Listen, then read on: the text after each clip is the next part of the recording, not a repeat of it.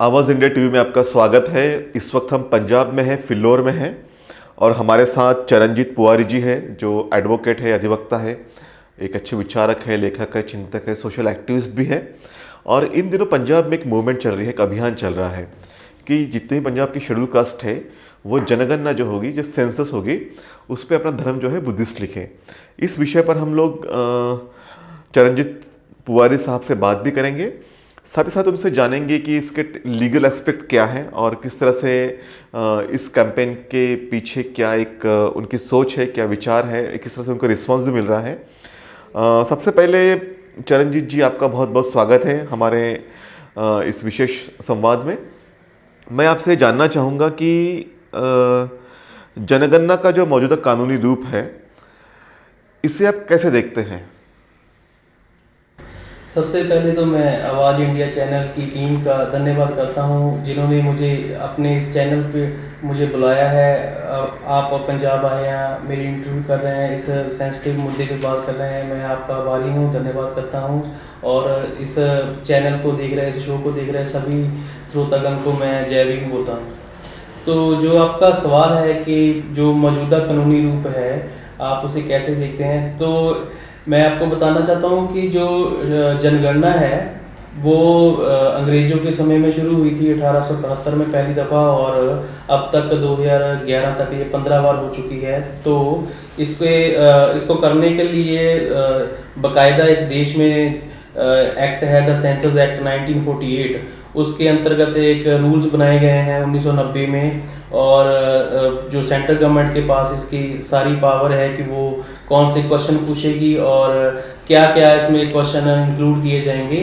तो बाकायदा इसके लिए यूज़र कॉन्फ्रेंस भी होती है, लोगों से सलाह मशवरा किया जाता है, उनसे क्वेश्चनरीज पूछे जाते हैं कि कौन से सवाल है जो जनगणना में पूछे जाने हैं। तो अभी जो 1990 का और 1948 का जो एक्ट और रूल्स है उसके अंतर्गत ये जो जनगणना करवाई जा रही है, तो कौन सवाल पूछेगा उसके बारे में बताया है कि सेंट्रल गवर्नमेंट के पास अधिकार है। The registrar general and census commissioner जो है इस जो जनगणना के लिए जो कानूनी अथॉरिटी है उनके माध्यम से होम मिनिस्ट्री के अंदर वो आते हैं, उनकी तरफ से ये जो जनगणना करवाई जाती है। जो ये जनगणना है वो 2 फेसों में की जाती है, 2 इसके पड़ाव हैं। पहला है हाउस लिस्टिंग और दूसरा है पॉपुलेशन एन्यूमरेशन। पहले जो फेस में है उसमें जो मकानों के संबंधित जानकारी एकत्रित की जाती है कि आज लोगों के रहने का ढंग क्या है, उनके मकान कैसे हैं, सीमेंटेड है या कच्चे हैं, टॉयलेट की फैसिलिटी है कि नहीं, घर में टीवी कंप्यूटर वगैरह सारी जो जानकारी है पहले फेज में इकट्ठी की जाती है। और जो लोगों के संबंध में जो जानकारी है, कितनी एज के व्यक्ति रहते हैं, उनकी पढ़ाई कितनी है, काम क्या करते हैं, उनका धर्म क्या है, आयु कितनी है, सारा वो सेकंड फेज में जो एकत्रित की जाती है जानकारी। अच्छा, तो मौजूदा कानूनी जो व्यवस्था है उसके अनुसार जो SC ST OBC के जो अधिकार हैं उनकी धार्मिक पहचान के साथ में आते हैं इस जनगणना में? जो शेड्यूल कास्ट के लोग हैं उनके जो अधिकार हैं उनके धर्म के साथ बंधे हुए हैं। उसका एक कारण है कि 1950 का एक ऑर्डर है, द कॉन्स्टिट्यूशन ब्रैकेट में होता है शेड्यूल कास्ट ऑर्डर 1950। वो जो है आर्टिकल 341 है ना, जो 341 कॉन्स्टिट्यूशन का, उसके अंतर्गत जो राष्ट्रपति इस देश के एक अनुसूचित जारी करते हैं उसके अंतर्गत लिखा गया है, उसके पैराग्राफ नंबर 3 में जो शेड्यूल कास्ट के लोग हैं वो 3 धर्मों में से अपना एक धर्म लिखवा सकते हैं। 3 धर्मों के अलावा कोई शेड्यूल कास्ट अगर अपने आप को बोलना चाहे तो वो नहीं लिखवा सकता। वो 3 जो धर्म है वो है बुद्धिस्ट, सिख और हिंदू। पहले 1950 में इसमें हिंदू था, 56 में इसमें सिखिज्म ऐड कर दिया गया, 1990 में बुद्धिज्म ऐड कर दिया। इसके अलावा अगर कोई बोले कि मैं शेड्यूल कास्ट का व्यक्ति है, वो धर्म अपना कोई और लिखता है, तो उसको शेड्यूल कास्ट का व्यक्ति नहीं माना जा सकता, और ना ही वो इसके बेनिफिट्स है जो कॉन्स्टिट्यूशन में दर्ज है ना ही वो अवेल कर सकता है। अच्छा, जनगणना में जो है धर्म को बहुत बड़ा महत्व दिया गया है, खासकर धर्मांतरित अनुसूचित जाति समुदाय में। इसे आप कानूनी और संवैधानिक रूप में कैसे मानते हैं? नहीं, जो जनगणना होती है इसमें धर्म को बहुत बड़ा महत्व दिया है, यानी इम्पोर्टेंस धर्म का ज़्यादा है। तो इसका अफेक्ट जो है शेड्यूल कास्ट के जो लोग हैं, विशेषतः जो धर्मांतरित होते हैं, उनके लिए कितना महत्वपूर्ण है? बिल्कुल। एक्चुअली जो धर्म का है वैसे तो पूरी जो जनगणना है वो हर देश में जनगणना होती है। वहाँ पे उस देश के हालात, लोगों की ज़रूरतों के लिए सेंसस की जाती है। भारत का भी इसी पर्पस के साथ सेंसस किया जाता है कि लोगों की रिक्वायरमेंट क्या है। पर हमारे यहाँ जो देश के लोग हैं वो धर्म को बहुत महत्वता देते हैं, इम्पोर्टेंस देते हैं। तो इसी इम्पोर्टेंस के चक्कर में वो काफ़ी मैंने देखा है, प्रवक्ता है काफ़ी पार्टियों के, वो बोलते भी हैं कि हमें हिंदू राष्ट्र बनाना, हमारी पॉपुलेशन इतनी है। तो वो एटमॉस्फेयर जो इंडिया का है वो ऐसे क्रिएट किया जाता है। तो सभी लोगों को लगता है कि बाकी सारी चीज़ें बाद में, पहले धर्म।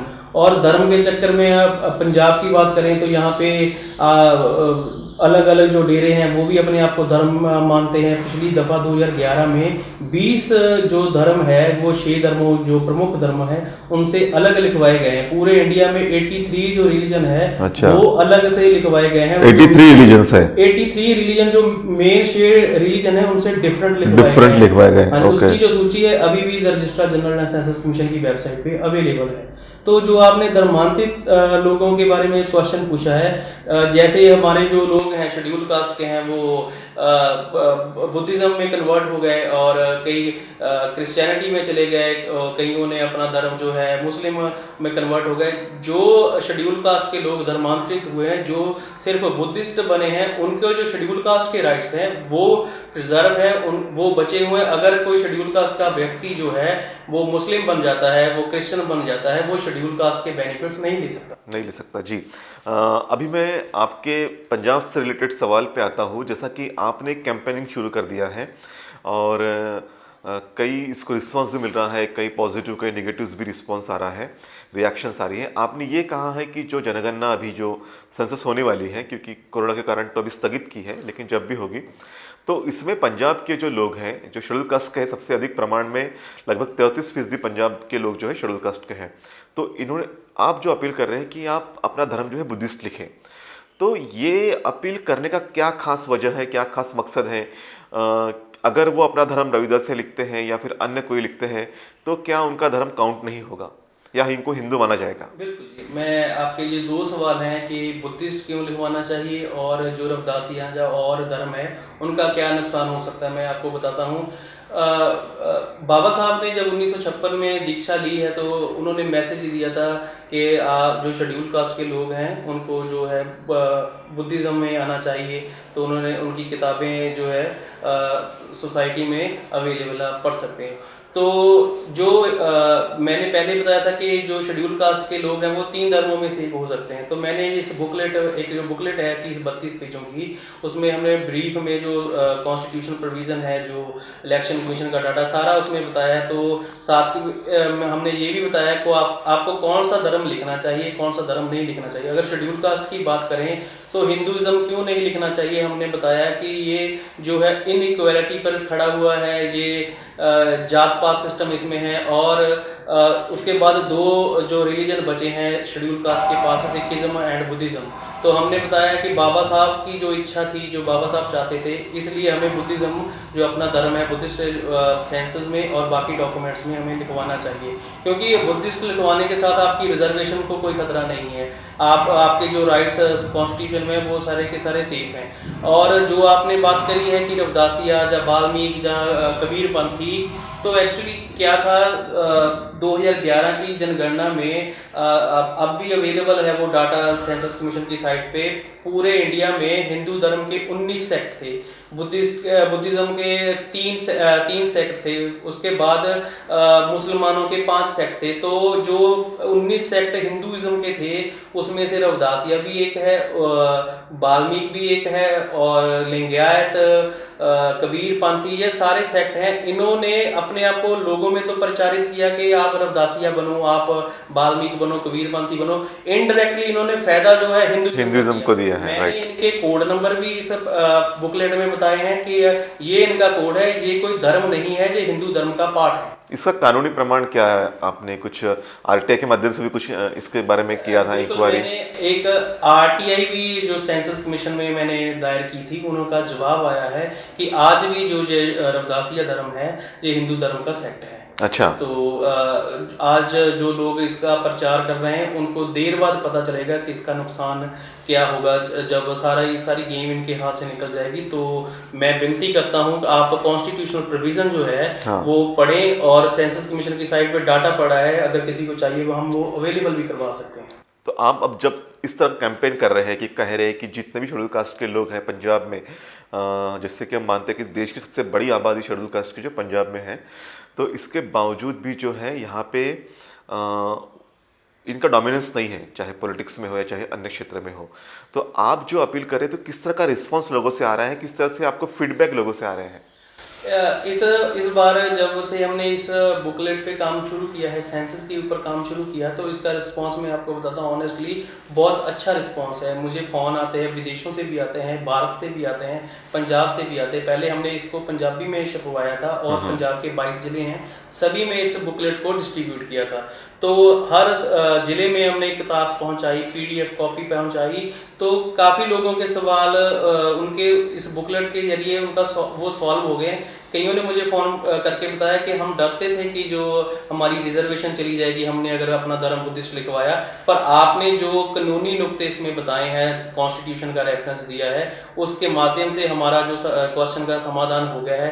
तो हम शेड्यूल जो है अपने लोग वो इस बार जो है बुद्धिज़्म जो है इस जनगणना में लिखेंगे। मैं एक आपको जानकारी महत्वपूर्ण देता हूँ, पंजाब के अंदर क्या था, पहले जो पंजाब में शेड्यूल कास्ट के सर्टिफिकेट बनते थे, वहाँ पे सिर्फ हिंदुइज्म और सिखिज्म ऐड लिखा जाता था कि आप ये धर्म है आपका, तो तभी आपको शेड्यूल कास्ट का सर्टिफिकेट मिलेगा। तो 1990 में जब इसको बुद्धिज्म इसको लिखा गया तो मेरे ध्यान में आया, तो वो लिख नहीं रहे थे, तो मैंने एक PIL माननीय Punjab and Haryana high court में दायर की। तो वहाँ पे पंजाब सरकार ने अपनी गलती मानी कि हमसे ये गलती हुई है, 1990 के ऑर्डर के मुताबिक हम काम नहीं कर रहे, तो पूरे पंजाब के शेड्यूल कास्ट के फॉर्म चेंज हो गए हैं। अच्छा। अब आप शेड्यूल कास्ट का सर्टिफिकेट जब लेते हैं, अगर आप, मैं एक और बात कर दूं कि अगर कोई चाहे कि मेरा धर्म ये है और मैं मेंबर शेड्यूल कास्ट का हूं, वो शेड्यूल कास्ट का सर्टिफिकेट बना के चेक कर सकता है, उसका सर्टिफिकेट नहीं बनेगा। अगर आप 3 धर्मों में से एक धर्म लिखवाओगे तभी आपका जो है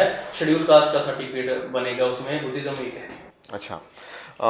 अभी लोगों के मन में एक सवाल ये भी आता है कि यदि वो बुद्धिस्ट लिखते हैं अपने आप को, जैसा कि आप अपील कर रहे हैं कि जितने भी पंजाब के शेड्यूल कास्ट के लोग हैं अपने आप को बुद्धिस्ट लिखें, और काफ़ी लोग रिस्पॉन्स भी दे रहे हैं, लेकिन कुछ लोगों का फीडबैक भी ऐसा आ रहा है कि अगर हम बुद्धिस्ट लिखें तो शायद हमारे जो बेनिफिट्स है रिजर्वेशन के या फिर अन्य बेनिफिट जो शेड्यूल कास्ट के तौर पे मिलते हैं तो वो सारे चले जाएंगे। इसके बारे में आप क्या कहना चाहेंगे? सर इसके बारे में तो भारत के संविधान का कोई भी साथी जो है ना, इसका ये अगर ये क्वेश्चन है उसका, तो आर्टिकल 341 341 वो चेक कर सकता है। उसमें लिखा है कि राष्ट्रपति जो है शेड्यूल कास्ट की लिस्ट जारी करेंगे कि कौन से मेंबर शेड्यूल कास्ट के हैं। वो जो है 1950 का ऑर्डर है, उसके अंतर्गत राष्ट्रपति जी अनुसूची जारी करते हैं। हमने इस बुकलेट में भी दिया है, ये है उसके कवर के 2nd पेज पे, तो मैंने वो पैराग्राफ नंबर हाईलाइट किया है, 3 नंबर पैराग्राफ है, उसमें क्लियर लिखा है कि जो शेड्यूल कास्ट के लोग हैं, अगर वो बुद्धिज्म को मानेंगे, अगर वो सिखिज्म को मानेंगे, अगर वो हिंदुइज्म को मानेंगे, तभी उनको शेड्यूल कास्ट का मेंबर माना जाएगा। तो इसका मतलब क्या है, जो इससे बाहर है उनको शेड्यूल कास्ट का मेंबर नहीं माना जाएगा। तो इसमें अगर बुद्धिज्म है तो इसका मतलब वो शेड्यूल कास्ट के जो बेनिफिट्स हैं भारत के संविधान के अंदर है, तो उसको अवेल कर सकता है।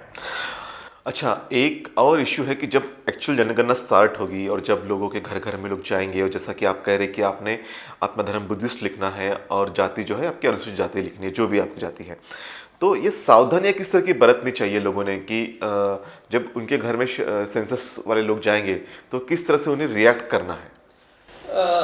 इसके बारे में जो सेंसस एक्ट है उसमें क्लियर लिखा है, रूल्स है उनके बारे में क्लियर लिखा है। हमारे यहाँ क्या होता है कि एक्चुअली जो इलिटरेसी है, अनपढ़ता के कारण हमारे जो अनपढ़ समाज के से जो लोग आते हैं उनकी जानकारी के बगैर ही जो एन्यूमरेटर्स होते हैं, जो जनगणना करने जाते हैं ऑफिसर्स, वो अपनी मर्जी के साथ वो जो फॉर्म है वो उसको भर देते हैं। इस बार मैं आपको बताना चाहूंगा जो जनगणना हो रही है वो डिजिटल सेंसस होगी। अच्छा।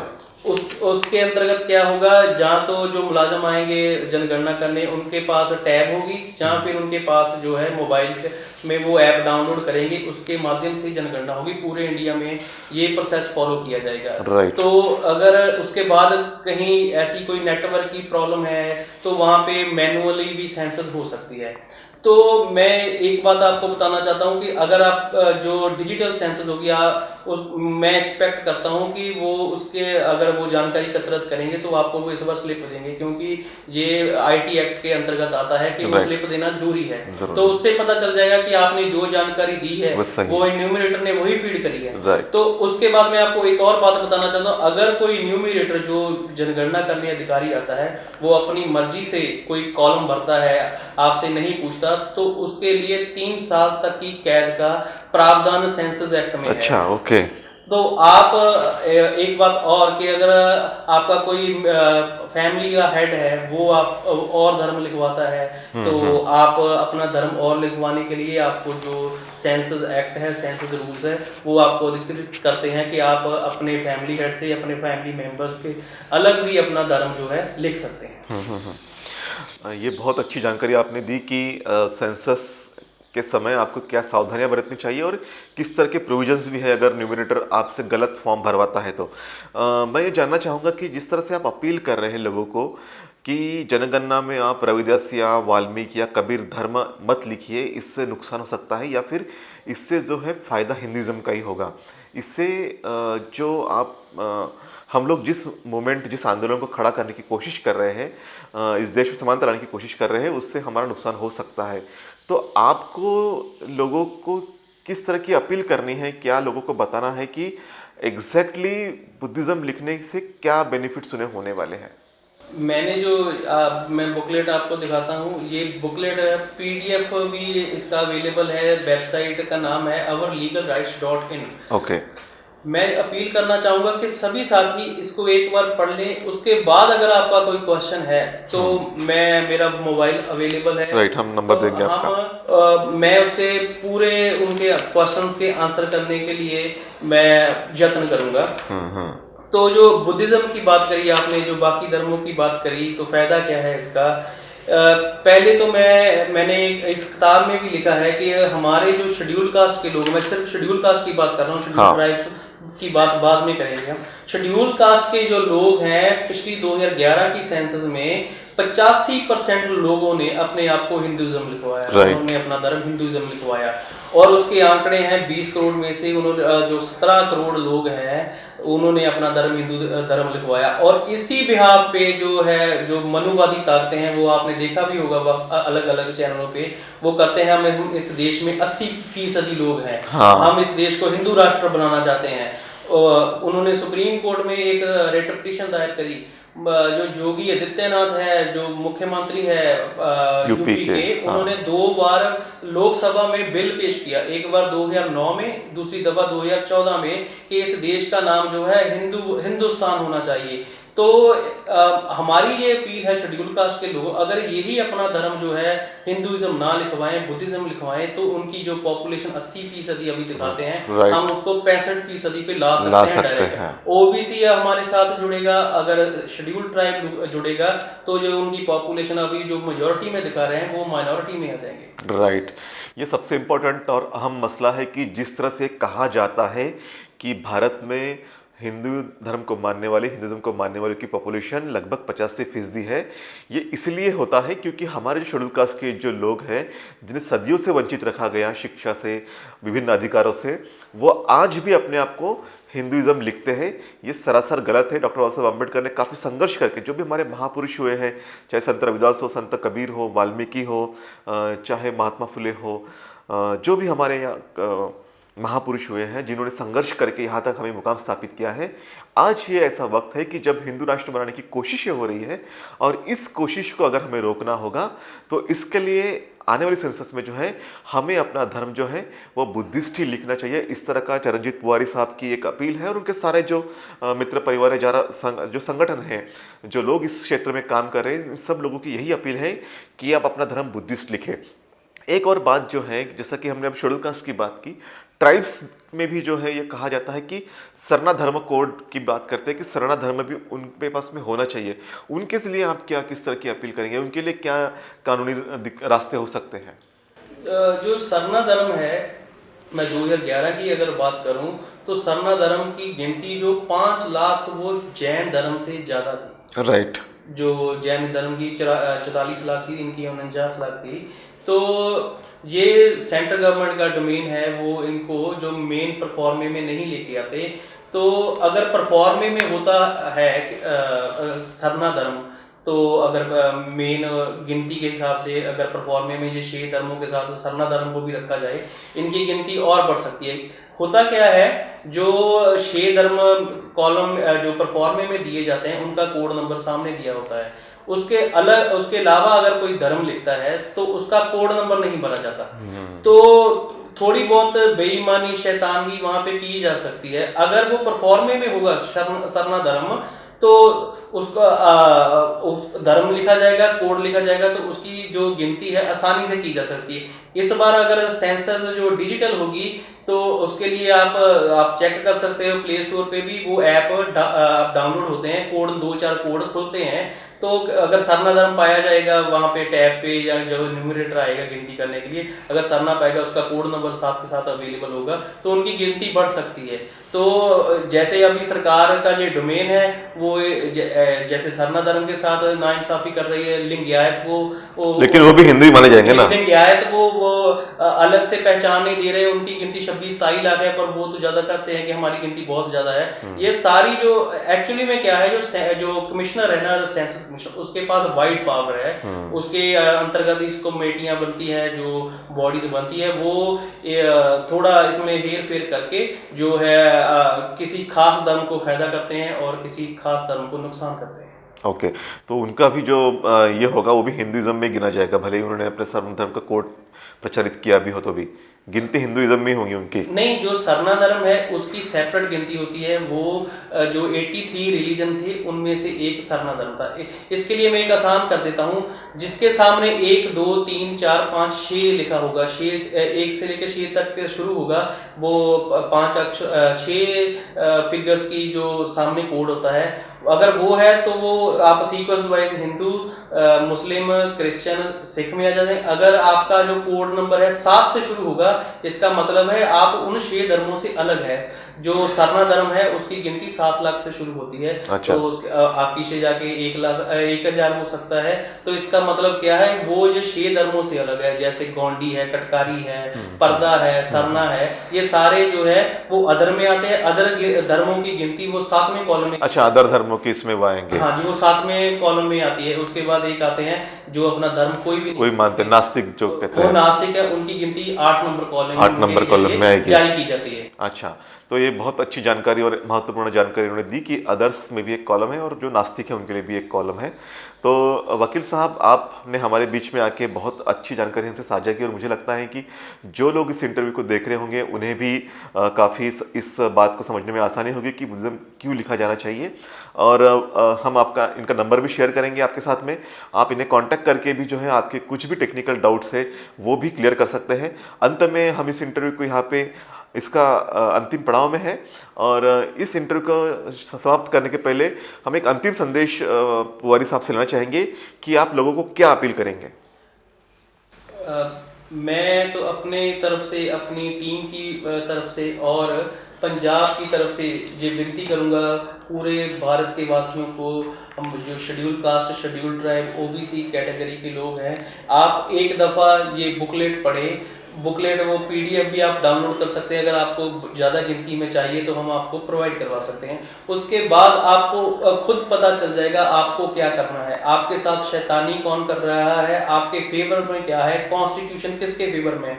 मैं एक बात यहाँ पे ऐड करना चाहता हूँ, जो हम काम कर रहे हैं वो कॉन्स्टिट्यूशनल काम है, इसमें हमें कोई नहीं रोक सकता, क्योंकि बाबा साहब ने जो प्रोविजन लिखी है, जो संविधान का आर्टिकल 330 है, आर्टिकल 332 है, उसमें लिखा गया है कि शेड्यूल कास्ट की, शेड्यूल ट्राइब्स की गिनती हर जनगणना में की जानी है।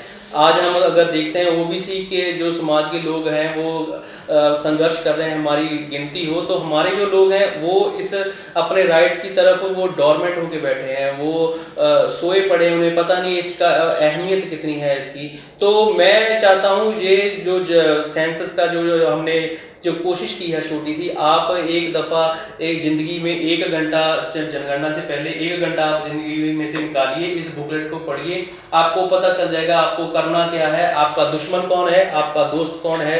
तो मैं यही विनती करूंगा और मैं आप सभी साथियों का, आपकी पूरी टीम का मैं धन्यवाद करता हूं कि आपने इस सेंसिटिव मुद्दे पे मुझे अपने विचार रखने के लिए बुलाया। Thank you. बहुत बहुत धन्यवाद आपका।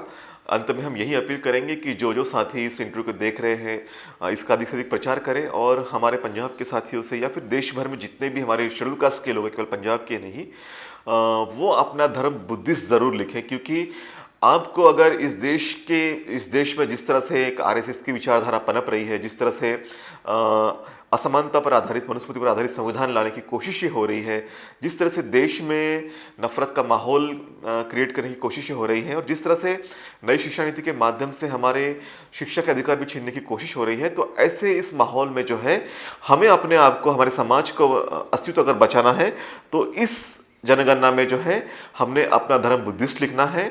और बुद्धिज़्म ये कोई धर्म नहीं है, ये तो जीवन जीने की कला है, आपके अच्छे संस्कारों की, अच्छे विचारों की एक कार्यशाला है। तो इसी उम्मीद के साथ हम यहीं पे रुकते हैं। चरणजीत पुआरी जी, आप हमारे बीच में आए, आपका बहुत बहुत धन्यवाद।